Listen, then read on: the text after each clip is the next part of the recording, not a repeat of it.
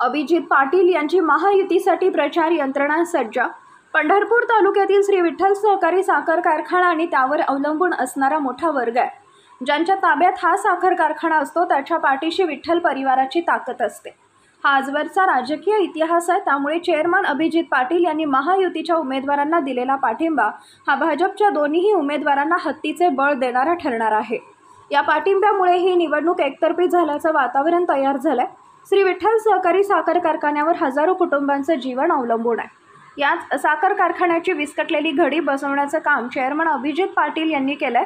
याच कारखान्याला अडचणीत टाकून बाजूला गेलेल्या लोकांनी करून ठेवलेला उपद्व्याप निस्तरण्यासाठी भाजपकडून सहकार्य मिळणार आहे।